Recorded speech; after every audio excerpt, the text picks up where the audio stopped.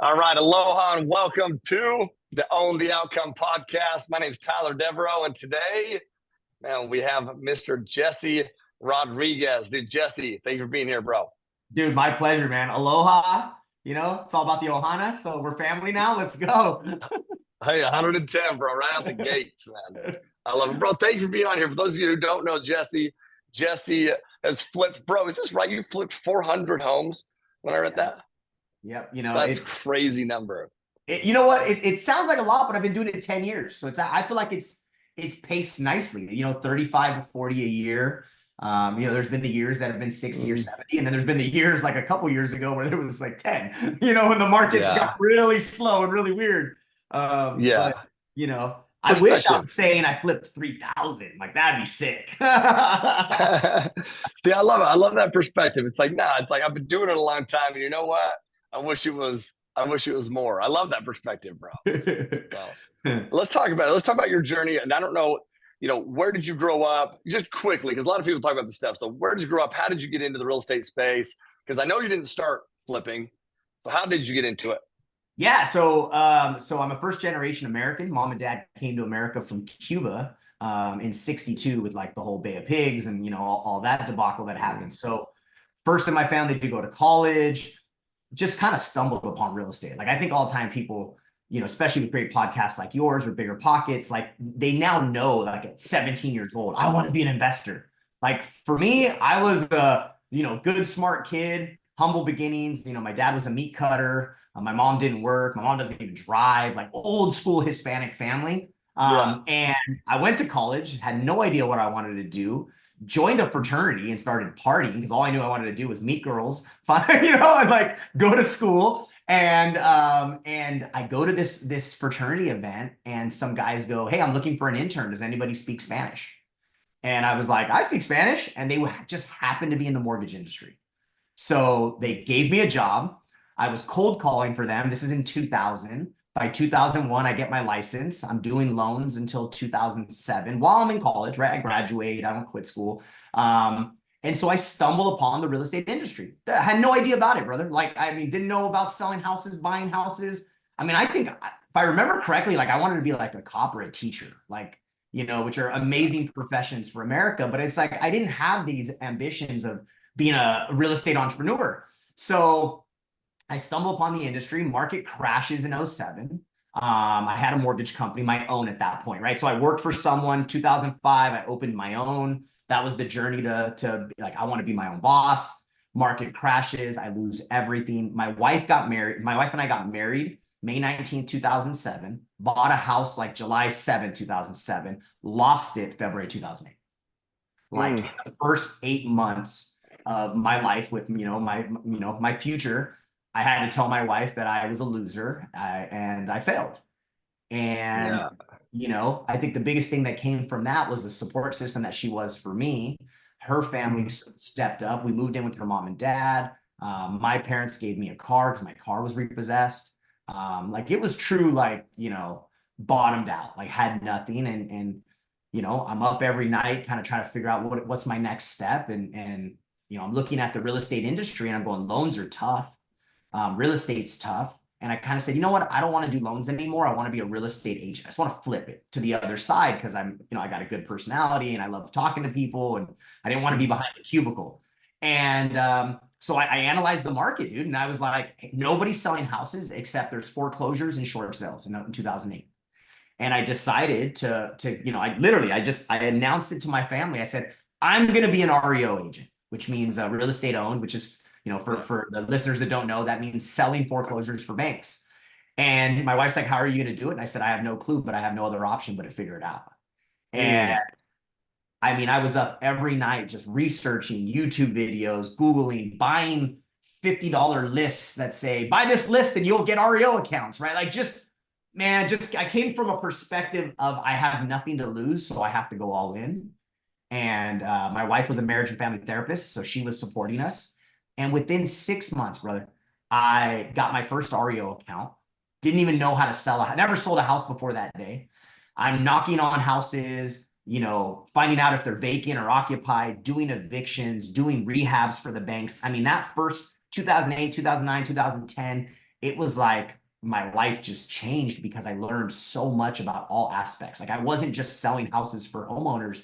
Like I was an asset manager, a construction company, a realtor all in one, right? I mean, changing locks. My dad and I trashing out the houses because I couldn't afford to pay a crew, but the banks would pay $500 or $700. I'm like, hey, pops, will you help me? And we're doing the trash outs ourselves so I can make the extra $500. And Yeah.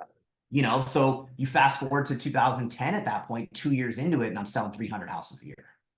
Like, and then it's like 2011, I'm selling 700 houses a year. Like I went from nothing to one of the biggest agents in California, just, cashing checks, but staying super humble. There's something about when you lose everything, it reprograms your brain, right? In a sense. And I'm really like happy that I didn't quit, that I didn't, because a lot of you have two decisions to make the day you go under, right? Do you fight back or do you give in and go in a different direction and get a great job? Do I go find that 9 to 5, where I can have benefits and a retirement account? And I said, hell no.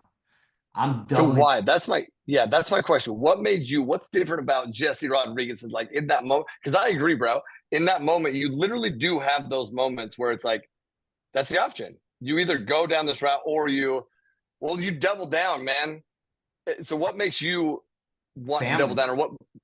Yeah. It was family, man. It was the Ohana. Like, it was like, I looked, it's like my wife was like, it wasn't, you didn't fail, the market failed. Like, it wasn't you, the world went under. You know what I mean? And like, when Yeah. I got out of my woe is me moment that I had about that I suck and I'm a failure, she's like, did we make some decisions that were wrong? Did we overspend? Yes. Like, she's like, but you could do this again and you could do it bigger, and it's like that Yeah. support. Her mom and Tina, dad. shout out to Tina, dude. Shout out to Tina. Yeah. That's huge, bro. That's awesome. She's always Yeah. believed in me. She never told me no about anything. Like, dude, I could come home today and say, I just did this podcast with you and I'm going to go buy 200 units in the next 6 months. And I don't know how, and I don't know where I'm going to get the money, but I'm going to open escrow and I'm going to figure out how to close. And she'd be like, well, let's go. Like, Yes. Yes. so yeah, dude. So I think it was just like, at that point, like I didn't have big dreams when I was 18 and I started doing loans, but I had huge dreams by the time I was, it was 2007 and 8. And I knew that day I wanted, but hey, I didn't know I wanted to be an investor. I was just happy to be an agent, selling 300, 400, 500 houses, making some really good money, having a nice life, having a better house than we had in 2007 that we lost. Like, I remember thinking in 2011, like, man, I did this. Like, we're good. Like, I don't need anything else. A little bit of complacency kicked in. And during that 2009, 10, 11 years, I used to sell houses to investors. Like, when you're the guy that has hundreds of listings, Tyler Deveraux is the guy who's calling me saying, hey, man, I want to buy that. I'm a cash buyer. Represent. We're together, right? And I met a couple of great dudes that were older, older cats. They were 50 years old. And, so I was 25. Like, and I got to be their friend and ask questions and go, man, why are you buying this preset crap listing for 100 grand? And how are you selling it for 200 3 months later? Like, as a highly experienced realtor, I couldn't wrap my head around how you buy for a low price and sell for a high price, And so I like that message to your listeners because it's like you get, yes. Like, I was experienced and didn't understand that concept. So for someone that doesn't really can't understand it or doesn't believe like it exists. And I think the key is how you actually uncovered it though, because bro, you said that you didn't have big dreams before you got in the lending space, and then something unlocked big dreams there. And then in this space where you said some complacency kicked in, you're good, but then you saw somebody doing something you didn't know how to do. Instead of just being like, oh, those sons of bitches they're lucky, they got shit that I don't have or whatever. You're like, how do you do it? Yeah, they got family money. They're rich. They took over their parents' business. Like, right, all the lies that we can tell ourselves instead of like maybe they're just hustlers and grinders. And I think I got lucky because this gentleman Richard, that was my investor, became my mentor. And like he took me under his wing, right? He's like, Jesse, go find us more houses. Like, we'll list everything with you, And then I said, hey, can I manage the rehabs? Can I make another $5,000 doing that? He was like, yes, like go, and this was a small group here in local in Southern California that was doing like 100 flips a year. Like, I remember going, damn, I'm selling 300 houses, but they're owning 100. Like Mm. that, like, you know, it just keeps, there's these moments in your life where it happens to all of us, but you have to realize it. Like they just kept unlocking beliefs that I didn't know I had, right? And it's just like, it was like, wow, maybe I can do that, you know, because Richard's story was, you know, he didn't come from money. He was a realtor first, and then he made a couple good partners, and then they came together and they started with 10 flips to then hundreds a year. And man, he was my mentor. He trained me with his money. I didn't get the benefit of the flip, but I got the knowledge, right? Mm. And then one day there's this smoking deal, Tyler, like $60,000 deal in Southern California, right? Like, I mean, why did I not keep this house, right? And I said, hey, Richard, I got this deal. It's $65,000. I think it's going to flip at like 150. And he's like, yeah, I'll take it. And I said, no, I want to do this one myself. I think it's my time, like, to finally learn, you know. And I was Mm. nervous to tell him, bro, because I I thought bet, bro. this is the day he says, I see the true colors of who he is, right? He's going to be like, you're done. I'm never working with Yes. you. You're ungrateful, right? The things that that sometimes you get from somebody.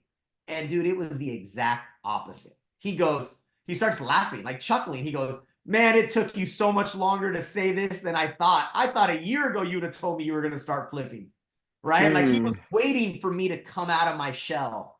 And so he's like, he comps it for me, right? Big Brother's it. He's like, that's a great deal. You got to buy that deal. He's like, how are you going to get the money for it? And I said, I don't know, but I'll figure it out. He's like, I'll give you the money. You know, he's like, I'll be your lender on the deal so you can do the deal. Like still being there for me, dude. It's like, I get tears in my eyes, like thinking about it right now. Because without him, I wouldn't be here, you know? And, Yeah.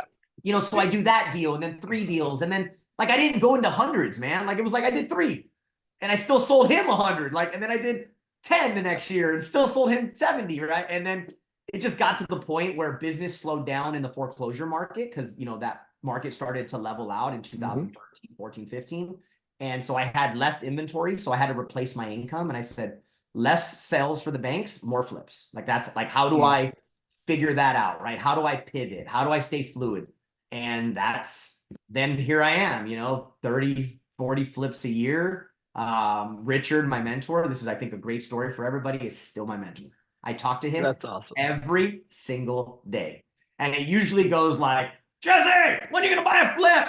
I need to lend my money. I love it. See, but dude, you're somebody that I don't blame him. You're somebody that I would invest with. And you're somebody that I would invest with. And I don't even know like the deal, the returns, but I know like dude, just the story alone, you like have the stick to itiveness and you're gonna figure shit out. And that's why it was so easy for him because you do things that other people aren't willing to do. Like you said, I got the experience or I benefited. I got the experience from the flip, but didn't benefit from it because it wasn't your flip, that first one, right? Most people aren't willing to do that. Most people aren't willing to put in that any work or any time without this guaranteed return. Yep. No, They're not willing to. I'm sure you get those Instagram messages all the time. And it's like, hey, can you teach me how to flip? Can I walk your flip? You know, it's like, I'm like, well, man, you got to bring something to the table here, bud. Like, shoot, let me pay your mortgage too. Yeah. But that's it. Everybody's in it for, oh, shoot. Hold on. Sorry. Dude, sorry about that. I got all of a sudden got a stinging call. We'll cut that out, edit it out. It's all right. But bro, that's exactly it. Like people, we live in this world where people are all about them, whatever they can get, whatever they can get.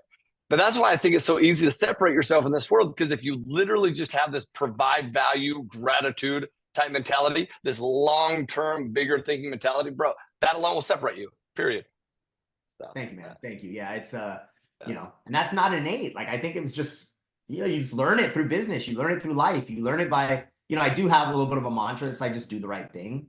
You know, I really appreciate the compliment that you said about that you would invest in me without even knowing the terms. And you know, like there is something that I will lose all my money before I lose your money. I mean, relationships, reputation.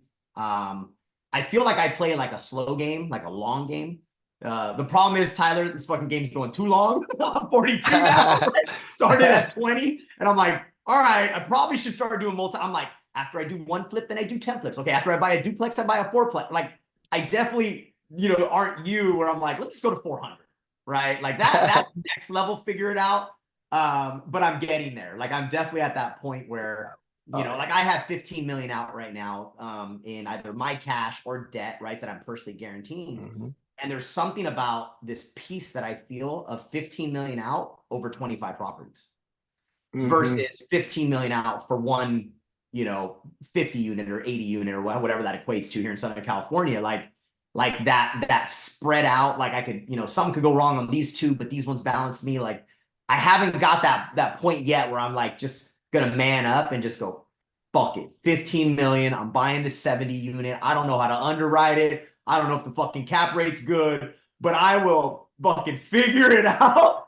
I'm not there yet. Yeah, well, dude, but here's the thing: the minute that you decide to, you will be, because you know that you don't have to dump everything in there. First off, there's other ways around that, and then second off, bro, it's all about what's gonna get you to where you're going. And dude, you're a beast, bro. Like we didn't even mention this, but on HGTV, you guys have done what was like 2 seasons, 23 something episodes, if that's correct.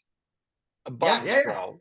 Yeah. It's like show on HGTV, like the progression. I stopped the story, right? But then eventually we got a TV show, and that helped with like branding and recognition and opportunity, and you know, one thing that's important. Hold on, I gotta always say this because it pisses me off when people go, "Oh, well, you flip a lot because you had a show." No, I got a show because I flipped a lot. Like that one's always important to me because it's like I don't like if someone minimizes my hard work. Like show came because I had credibility. The show didn't come in a fake moment and then create credibility. So that's it. That's my one. Hey, but it's so important for people to know because, well, like you said, the lies we tell ourselves. And listen, I was probably the worst at that. I didn't know anybody who owned apartment buildings. Same as you. Like real estate was not even remotely. If you were to ask me growing up, I would say I'd be a real estate investor. I'd own any real. It wouldn't even have been on the realm, bro. Especially an apartment building, like not even on the realm of possibility. But I surround myself with people that all of a sudden enhance my belief, and then I put in the freaking work, and things change.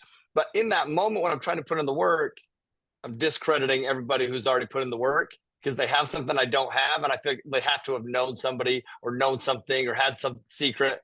In reality, they just grinded. They put in the freaking work earlier than I did. That's it. Period. That's right. That's it. That's right. And the stuff we tell ourselves like, well, it was easier to buy apartments in the 90s. It was cheaper. That's why that guy's got 3,000 and I got 10, right? Like, you know, and then you realize, no, it was hard as hell in the 90s too, right? Interest rates were crazy. Nobody was lending. Like, you know, you had to get creative with financing, find sellers that carry. Dude, rents were like $100 in the 90s. Like, you know, how is something cash flowing when it was like 100? I mean, I remember buying rentals in 2010, 10, 11, and 12. And like eventually selling them because I was like, dude, these 1 bedrooms are $700. Like I barely am cash flowing. Then I sell them. This market, you know, just juices up through 2018. And now 1 bedrooms in California are 2,200. And I'm going, if I would have held on to those, like my cash flow would have been like 4 G's a month, like just some crazy number, right? And so that's the thing. It's like, you got to give it up to the person that did it before us because they were working with, you know, with issues that we may not have. Our issues are different than theirs were. So it's just as hard for them as it is for us today. But we can all 100%. Because there's somebody that's buying more than me, buying more than you, right? Like those are the ones we look up to. Yeah, bro, there's your mentality again. This is what I'm saying. It's like there's always challenges. There's always challenges. No matter what level, no matter where you're at, no matter what time zone, it doesn't matter. There's challenges. But it's like, do you believe in your ability or do you believe in the solution more than the problem? Most people just refuse to believe that there's solutions and that they only have problems. Totally. That's it. Totally. Yeah. So right now, scaling, growing, TV show, all this, you know, extra notoriety, attention, right? Does that build more pressure to you? Do you feel more pressure now or when you just lost your home and, you know, you told your wife that you were a loser? You know, the only pressure I feel now is to make sure I don't lose it all again. Right? No, you know what, dude? Things are pretty good right now. Like, I mean, you know, I have my ups and downs every couple of years. You know, COVID was really hard. You know, personally, on the family, on the mental health, things like that. But like at this moment, at 41 years old, turning 42 in a couple months, I have 3 boys. a 12, 10, and 7, and I am uberly engaged in their lives, right? Like I coach them in baseball, and that's kind of become the priority. And it's funny, my mentor Richard told me that too. He was, when I was 25 and I had my first son, or 28, he was like, some work hard now because you're going to want to slow down a little bit during these key years, and then you'll have a moment to really grind again. And it's like I've really taken that in with my kids. So like I'm in that super cool moment right now for a couple of years. But then what happens is then I realized I kind of took my foot off the gas pedal for a minute, or like I'm still on it, but not Sure. I'm not full throttle, and that fires me up again. Like when when I'm chilling and I'm over here the all-star coach, and for 6 weeks I don't think about anything except my lineup, my practice, right? Like I mean nothing. My employees will not see me for 6 weeks, June 1st till July 10th, and then I start looking around on Instagram, right? I'm watching you and I'm going, fucking Tyler just bought these units. Oh shit. Oh, I'm falling behind. I'm falling behind. And then I get fired up, dude. And then I just go. So then I'll go that hard to make up for those 2 months. And it's like, I love, like some people call it peaks and valleys. Like I love the peaks and valleys, right? Like it's more fun climbing the mountain than walking down the mountain. And I love when it's time to fucking run up the mountain, So, Bro, so I don't know if I your answered energy. No, you definitely did. You had me wanting to run through a brick wall, bro. Like your energy is incredible. But it is. I love how you said, because you lean in different directions, right? You lean. Sometimes people just go like full tilt, non-stop, and that's great. They will achieve amazing things, but I don't know if they'll achieve fulfillment. I don't know. I just don't know. It's not my job to determine that. I think we achieve fulfillment by growing and giving, and so they're definitely growing in that stage. But it's like I'm very similar to you, which I would just tell you that I believe there's seasons in our life, man. And one of those seasons in 2019, I had worked and grinded to get myself to a point where we were going to move to Maui. We're just going to live there for a year, unobstructed time with kids. No, that's it. And so I moved there, and that's exactly what you just said. It was like my only day, the only part of my day was like, okay, what beach are we going to go to today? What hike are we going to do today? That's it. Yeah. And it was amazing.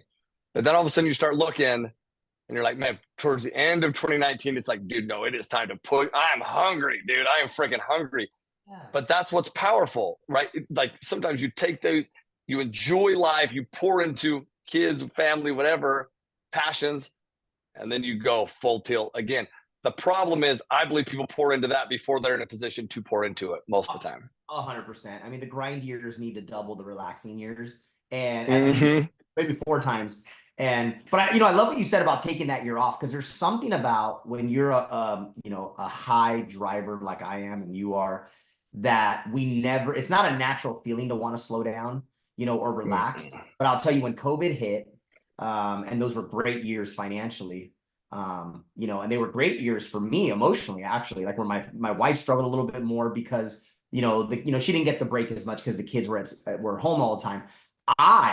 The greatest thing that ever happened to me was COVID, because I'm such a social person and high energy that I will burn the candle on both sides. And the world kind of saying like, you can't go to the office, like it was a great excuse for me to be like, hey, everybody, it's not me.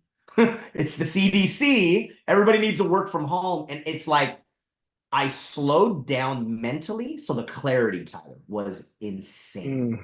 Like, I think that I need to go high pace at all times to constantly be doing. In those years where like I slowed down my brain, my clarity and my vision was so clear that I doubled my business, right? I slowed down my flip volume and doubled my profit. Like it was...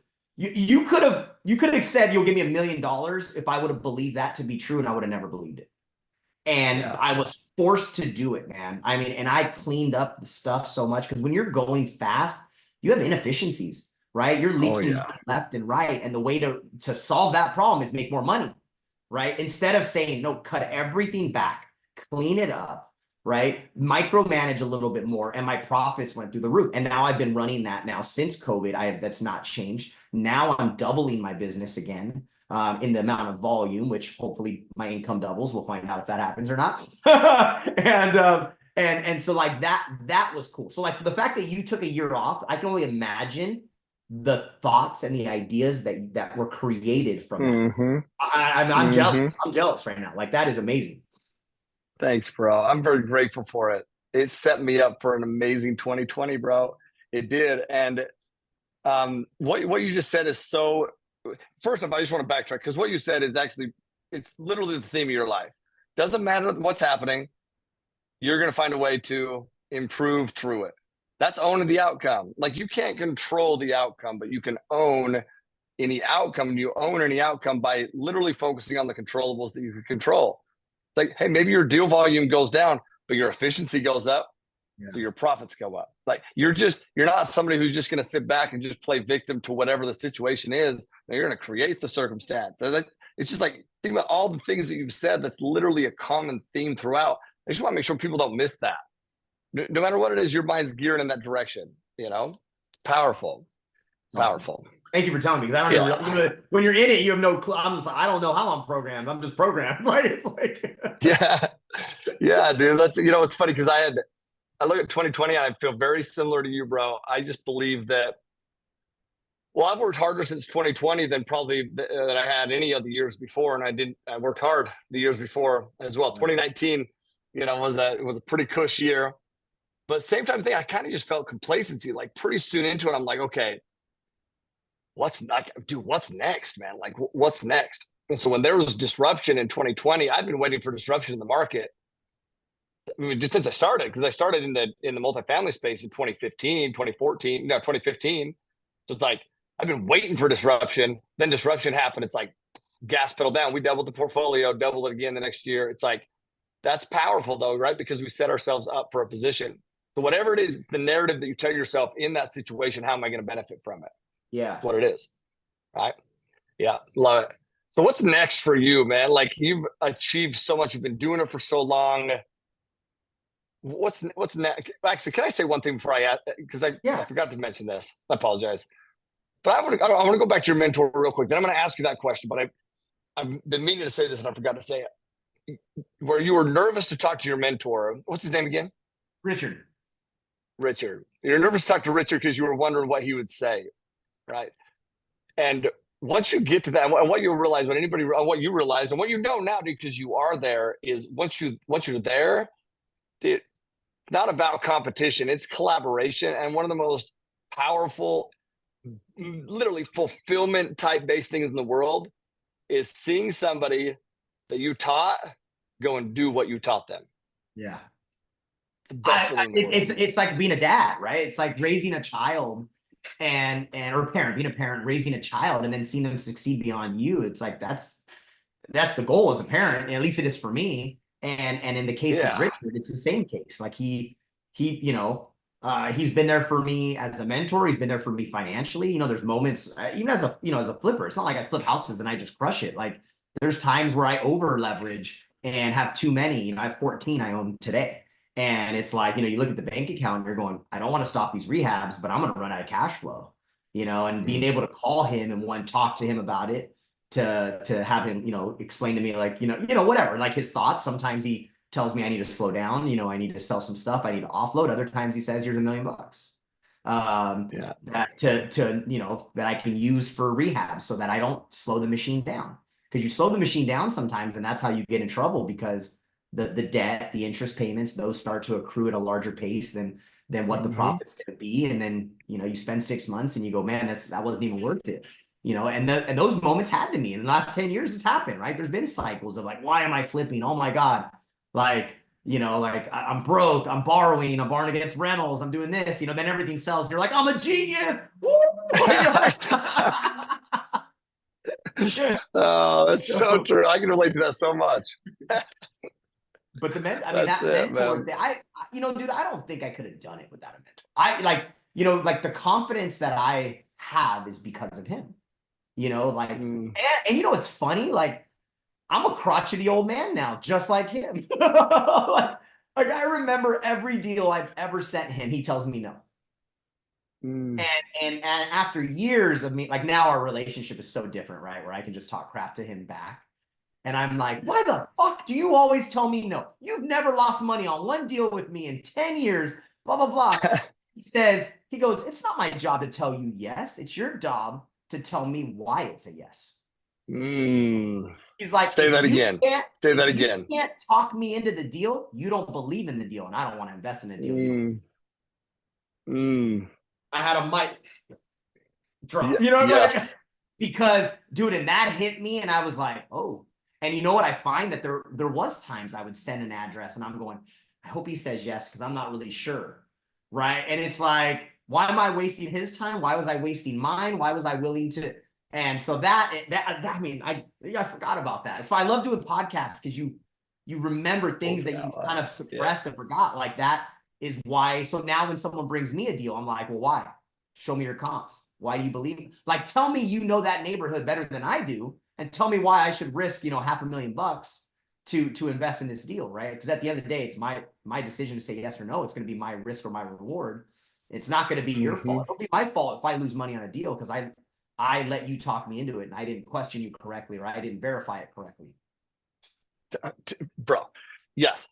That is not just in real estate and flipping deals or apartment deals or raising money. That is in life, bro. Whatever you're starting, whatever you're about to do, and people are questioning you, they're questioning you because if you don't know it, you're only going to transfer what you truly believe. Belief vibrates at the highest frequency. You can't transfer something you don't believe. At least really transfer it. You can't.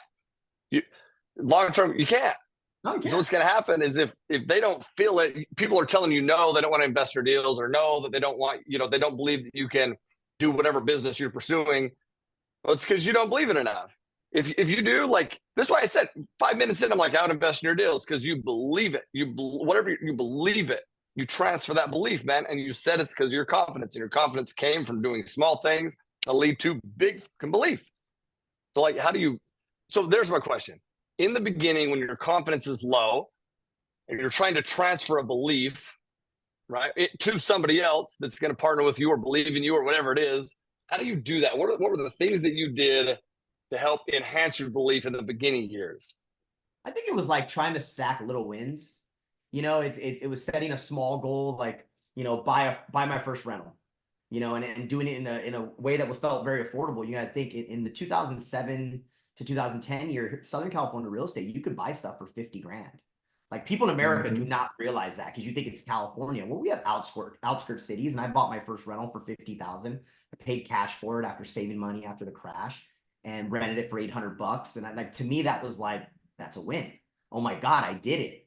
Right. So that led to buying the duplex. And it was like, okay, I didn't fuck that up. I'm making money. Right. To the fourplex. And it's like, to then owning 10 and then owning 20. And so it was like, for me, the way I had to do it. Right. And I know a lot of people that went from 0 to 100 because their confidence was beyond mine. I'm a guy that I really needed to do it in stepping stones. I needed to climb the staircase one step at a time, because I wanted to look you in the face and tell you that I've done it. I didn't want, like, I don't want to say I don't respect the people that didn't do it this way, because I do, but like, I don't know how to put it on paper, the pro forma, to then raise the 20 million from you on speculation. Like, I'm a guy that's like, okay, if I want to go start developing, because that's my next move, I'm going to use my money. I'm going to do proof of concept on my own before I go to you and tell you I have a great idea, raise a bunch of money, and then fuck it up on your money, or not give you the return that was promised. Like, I can't control the market, and I will never apologize for the market if you don't make the return that was promised. But I will not be able to sleep for months if it was because I didn't pay attention, I didn't run my numbers right, I didn't really know what I was doing. And that is how I got to this point, right? Was one step at a time, making sure that I earned it before I ever brought somebody in. That, what you just said right there, people need to go back and rewind and re-listen, because the market happens. The market, like, there are things that happen in the market. Any investment is a risk.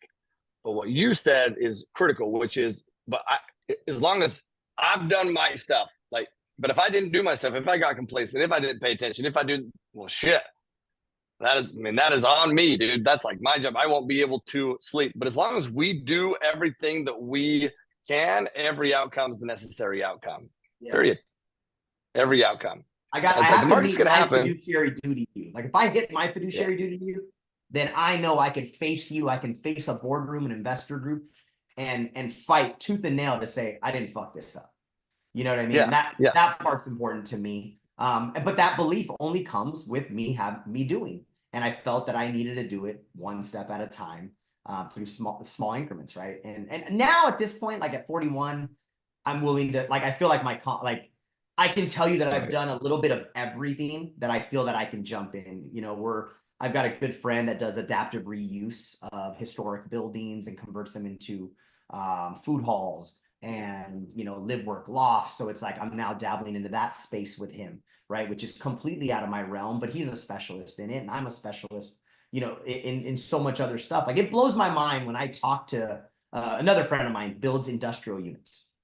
I was talking to him yesterday. We had a 2-hour conversation, and I'm telling him what I'm doing with little houses. I'm a little flipper, right? That's how I think of myself. And his mind is blown at the way I'm turning the capital, my rate of return, and what I'm doing. And I'm thinking to myself, this guy owns like 7 million square feet of industrial, and he wants to know about what I do, right? And all I want to do is know what he does, right? And it's like this thing that I think we also need to realize, that what we're doing is probably pretty damn good to somebody, right? There's going to be another guy that's not investing with me, but my buddy thought it was so cool. My buddy wants to invest with me. So then that's when I tell him like what my next phase is. You asked earlier, like, what's the next thing? I've always wanted to be a developer. I've always wanted to be a real estate developer. I don't know why. I can't tell you a good reason. Maybe it's the ego side of it. Like, I want to drive my kids someday and go, I built that. Your dad. Yeah, did. totally. I think so that matters to me, right? Being like a first generation American, and I think that's like a nod to my dad, because he owns a couple commercial properties that he's kind of grinded and built, and which I think is super amazing. And it's like, I would love to drive by and be like, Lennar didn't build that. Jessie Rodriguez development built that, right? Or whatever it's called. Like, because I do think you got to have a little ego in real estate to succeed. You can be as humble as you want, but you also have to have some cockiness in there. Yeah, I'm trying to figure out how to do it. Yeah, I there's so many great investor friendly laws that the state of California has passed with, accessory, ADUs, right? Like, so I've dabbled into accessory dwelling units and have been building those since 2016, since the law came out. So that was my first. What is that? I don't even know if I know what that is. I can't tell you, because then you're going to compete with me. It's collaboration to a certain point, Tyler. Come on, mentor me, bro. Dude, okay, the state of California passed a law that said single family zoning essentially doesn't exist anymore. You can add up to 2 units on every single lot. So in California, where traditionally, you're having to buy stuff at a 3.5 cap, right? It just doesn't make sense typically, unless you have a large sum of money or it's investor money. You can now buy a single family. I can convert the garage into an apartment legally. I can splice off a piece of the main house and convert that to an apartment. So think about every single family is a triplex now, but you're buying it at a single family price, and you're doing the value add. You're forcing that equity play. So once I take a property in LA and I go to 3 units with it, I'm pulling like 11% return, right? Like, it's an 11 cap. Like, it is the value increase that happens. It's insane. So I've been doing that for years, right? And then now California, they just every year seem to be, coming out with new laws, SB8, SB9, where you can subdivide lots. You can do duplexes and actually subdivide them and flip one. You can go in, and we have a high density that's happening in a lot of locations. So like, let's say something was zoned R1.5, where historically here in California, you could only put 3 to 4 units. Well, now they have these overlays where you could go to maybe 10 or 12. Like, I'm talking a 7,500 square foot lot surrounded by houses, and you can put an apartment building. So is that the nicest looking thing with a bunch of single families? Probably not, but we have a housing shortage and crisis. So the state of California is allowing the small guy to get in the game, is how I see it, right? I've never done a syndication. So so one, I don't know how to do them. 2, I can go buy a house for $1 million now, go get some construction financing for $3.5 million, and go build 10 units, and it'd be worth 7. And I'm all in at, 4.5 or so. And that to me is like, I'm like, shit, this is my opportunity. Like, maybe I will be the guy that owns 110 units throughout Southern California, San Diego, and LA, bootstrapped on my own back and owning 100% of it. Like, I kind of like that. Like, as much as I wouldn't mind being in a syndication, but it's like, I definitely want to be, the general partner on it. It's going to be me that's doing it. Bro, how many people have told you that you can't, man, I can't invest in Cali, that you shouldn't invest in Cali? This is once again a nod to your mentality, a nod to your mindset. It's because where others see obstacles, you just see opportunities. You're like, man, California's passing these laws. Everybody else is like, man, California's passing this law that keeps me out that I can't do it. And you're like, man, they just passed this law that allows me to get to this. Like, let's fucking go. It's your mentality, bro. Thanks, man. Yeah, I'm stoked. California is, I think, it's crazy when people say they're going to go out of state. Like it's not crazy. Actually, it's not crazy because that's an insult to people. Sure. That's kind of where some people need to start. That's where people maybe feel comfortable. But I like that I can develop or flip in one of the highest price points that have the highest increase of equity, that has really high rents, right? In a place where, most of America would love to move to at some point, right? There's a housing shortage here. Like, how do you go wrong when we're 10,000 homes less than we need to have, right? Like, I don't foresee rents going down. Like, and it could, right? There's going to be moments where this market could crash and it's going to drop for a year, 2 years, 3 years, but so what? Hold it and you'll survive it. You're in it for the long run. I just think I think the opportunity in California is very good. What's the downside? Rent control, a legislative system that can maybe impose new laws that benefit renters more than landlords. But I think it's worth taking that chance to have California real estate. Yeah. What I love is we talk about seasons, and remember, I think this might have been where I first Rich Summers. You're on Rich Summers' podcast. Yeah, and Rich is a good buddy of mine. I've been on Rich's podcast. I can't believe I haven't had Rich on my podcast. Rich just spoke at our event, though. We do a big event.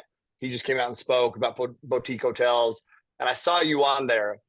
And one of the things that I loved that you said that stuck out is you said, and something along the lines of, like, you feel like you're just getting started. Like you feel like you're 41, about to turn 42, but you're just getting started or whatever. And why do you feel like that? I guess let me ask that question first. Why do you feel like you're just getting started? I feel re-energized. Like I feel like the last 15 years of like learning real estate, like how to sell real estate, how to then invest in real estate, in flipping and then building ADUs. Like, I'm definitely not going to try to insult a doctor right now. A doctor goes to school for like 14 or 15 years. Before if you want to be a surgeon, right? It's 4 years of undergrad, 4 years of medical school, 3-4 years of residency, and then 2 years of specialty. So it ends up being 12, 13, 14 years. And I know this because my best friend's an orthopedic surgeon. And it's like, he didn't start his career till like 36. And so, and he's 46 now and he's super successful. And it's like, I feel like at 41, fuck, I'm still young. And I'm a doctor now. I've done 15 years of education. Like, that's how I see that. Like, no one's going to be able to tell me that I can't do or I'm not qualified to do. And that was important to me. So it's like, I now am a doctor of real estate. I am the orthopedic surgeon of real estate, right? Or, and so like that hit me about a year ago. And I said, oh, fuck, I will do in the next 8 years, by the time I turn 50, 10 times what I did in the last 15 years. Because of that. I think that's what I mean by I'm just getting started. Like the multiplication, I think, of the assets that I'm going to accumulate and the flips I'm going to do. I mean, man, I'm having meetings now with my team of like, I don't want to flip 30 anymore. I want to flip 150 a year. What do we have to do to get there? Is it, we need more capital? Okay, I'll find capital. We need more construction crews? I'll find more construction crews. Like it's like, what are the pieces we need to make this happen? Well, we need more acquisitions. Let's go talk to wholesalers. Let's figure out this model so that we can do that. And then at the same time, it's like, how many can we keep? How many of these can I burr? Can I get to 50 burrs a year, like 50 units in a 12-month period that I'm getting to keep? And it's like, okay, a bunch of fourplexes, or can I go straight into 5, 10-unit developments? So it's just like, mind's blown as to what I want. My dreams are bigger. So much of that's tied to my kids. My son's 12. I want to have a company that they jump into. I want to hand off to my son, when he's 30 years old and he's coming out of, undergrad and his MBA, because that's fucking requirement to me, is higher education. I will not, that's a non-negotiable in my family. And then he comes in, like, this is the goal for my kids: undergrad, MBA, work at like a hedge fund or private equity for 2, 3 years. So like learn a little bit more than dad knows. And you're 30, 32 years old and you come in the company and you take 1,000, $2,000 that we have and you make it 50,000, you know, Yes. Yes. that is the goal. Now I hope that they do that. Like that they actually wanted. We'll see. In 10 years, I'll tell you, Tyler didn't work out, but you know, I Hey, hopefully but you give program. them the option. You're building something, a platform, a freaking vehicle that gives them the option. Like, how sick is that? How sick to even have the option, you know? Yeah. Like, damn. That's And become, I listen, think, if you think, a bigger motivator, right? They always say make the why bigger than you, and the why has always been my wife, and then you have the kids, and it's a superficial, I think, answer. Well, most people, my wife and kids, it's my family. One day it hit, and it was like, oh, it is my family, but it's the legacy of my family. It's my sons, yeah. it's my grandkids, it's my great grandkids, and that's come from me having friends that are multi-generational in a family business and seeing the success and seeing, grandpa started it, then their dad took it to a level, and then their grandson now, right, is my friend, my age group, and he's taking it public. He's gonna sell it, right, to a private equity. And it's like, damn, you didn't come in with like nepotism and just kind of ride the coattails. You took it and said, I'm gonna make it bigger. And that pumped me up. That pumped me up. Yeah. That is the key. Your dad, speaking of that, your parents have to be so damn proud. Like coming over from Cuba, all that they went through to get here, and that you took that and ran with it, dude, and everything that you're doing to now set up your kid. It's just like, think about the absolute massive progress. Like, dude, it's incredible. I have to be so proud. Are they still around? They're still around. Yeah, my mom and dad, they come over. They Awesome. spend the night at our house probably every other weekend. I love it. They'll be here on Friday in 2 days. My dad has a doctor's appointment with my best friend, who's an orthopedic surgeon, because my dad's shoulder hurts. So I'm taking my dad to the appointment. Like That's so good. and he's a pain in the ass. I'm not gonna lie. So everybody hears that shit too. He is a hardcore man. Like, is he proud of me? Yes. Does he tell me? No. Nah. Yeah, it's different times, dude. You'll tell your kids, I can already tell because of who you are, but it's different times, dude. No, old school, no way. Yeah, nah. But you know what? Maybe that drives me a little bit too. I'm like, when is the day you're gonna go like, oh shit? But what's funny is I hear it from other people. They go, oh man, your dad, God, he tells everybody like what you've done and how big it is and how they, And I'm like, well, that's pretty cool, Yeah, bro. That's it. That's what it's all about, man. Is making that last generation proud and setting up, the future generation. That's what it's about, bro. It's awesome. So, and listen, your ability, just so everybody knows on here, first off, we'll put everywhere where people can connect with you. But I just want people to get an understanding of who you are, because when I started, I asked everyone this when I start a podcast to say, hey man, what are you pushing? What are you promoting? What are you working on? What can I do for you? And you're just like, oh man, I just want to make sure that when people finish this, one more investor, they go invest more. They go do more. That's it. Yeah. That's who you are, bro. Like, I just want people to hear that, because once again, started saying that so many people just have this, like, they have an agenda. They have just this agenda, and you have an agenda. Your agenda isn't to enhance belief. What an amazing agenda! Hey man, I hope from this call the next Jessie Rodriguez is created. Like that would be cool, and like that's a pretty. I'm very grateful for what's happened to me, and I hope more people. Why I do bigger pockets all the time and stuff, and and I've met a lot of cool people.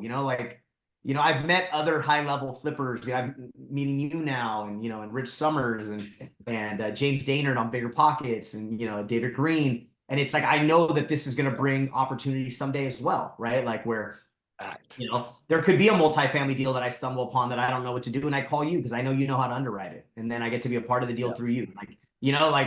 So that's collaboration. That's the definition right there. Like, if you share relationship capital. Yeah. Oh, I like that. I've never heard of that. Relationship capital. Yeah. That's it though. But that's how you start to scale, grow at the bigger stages. And that's exactly it. You share, it'll come back to you, dude, 100-fold. I mean, it just does. It's a universal law. I don't give hoping that it does. I give knowing that it will. Like, it's just a fact. It will, some way, indirectly or directly, it's going to happen. Yeah. Yeah, man. Sick. I love that. Relationship capital. I'm going to steal that. Take it, Ron. I want to be respectful of your time. Do you have any last bit of advice? So there's a new investor out there, they're doubting their journey, just like you were doubting your journey. And maybe they don't have a Tina in their corner to be like, I got this. What would you say to that person? You know what? You got me in your corner then. If you don't have Tina in your corner, you hit me up on DM and I'll tell you rock. You know, I think mentorship is huge. I think, it's harder and harder to find free mentorship. I think, when you look back at my relationship with Richard, it wasn't free. He didn't I found him deals, he made money, and in return, he taught me. So I think people need to understand that, they need to invest in themselves. And it doesn't need to be necessarily money, right? YouTube's got millions of hours of your podcast and other people and people that actually have step A to Z type stuff. So it's like getting in there, watching that, learning from that, stepping into conferences. A lot of my business came from going to real estate investment conferences. I'm a member of the American Association of Private Lenders. I don't lend money. But I go to that darn conference and I meet people that do lend money, and then I get more so it's like, if you're new and you want to do this, then figure it the hell out. Do not tell yourself you don't deserve it. Don't let anyone else tell you don't deserve it. It doesn't mean you're not going to fail. It doesn't mean you're not going to get down, because you will. But just get yourself back up. Will you do it in 1 year? Will you do it in 20 years? It doesn't fucking matter as long as it gets done. So I think that's the thing. And I know that's hard for some people. I think maybe I'm a little lucky that I see the glass half full. I think 90% of the time. The only person that hears me complain is my wife. She bears the burden of, damn, Jesse's negative. But that's it though. You gotta have someone to lean on, man. And it's like, if you don't have someone to lean on, you can find some. There's enough. There's two people that don't have someone to lean on, and guess what? Now you can help each other. That's it. That we can do. Yes. Gosh, I love that answer. That was a great answer, man. That's it. You'll find somebody. And I love that investing yourself, like investing your time in YouTube, going through that. There's so much out there. That's it. That's investing in yourself. That's actually putting the time in there instead of just scrolling on Facebook or whatever, intentional. So, hey, thank you so much for the knowledge, the wisdom. And also, bro, thank you for putting in the work, like literally putting in the work to own the outcome so you can share. These can share. Like, it's beautiful. So I appreciate you. I'll make sure that all your links and everything below, the people can reach out. Go ahead. Thank you, dude. I really, really appreciate it. This was a pleasure. It was great getting to know you and your audience here soon. And I'll be in Maui in June. So I will come see you. Hey, hit me up, bro. People actually, that's what's fun about living out there. People actually come out there all the time. Hit me up for sure. We will be there. We'll be in Wailea. So I'll be at the Four Seasons. I will come see you. That's where I live, bro. It's where I live. I'm in Wailea. I love it. Oh, are you in Wailea? Love it. Yeah. That's awesome, man. Awesome. Well, great spot. Yeah, me too. Right, hey, and everybody else out there, live always with Aloha. Oh, and damn it, go share this episode for hell's sakes. Go follow Jessie and everything that he's doing, and live always with Aloha. Peace.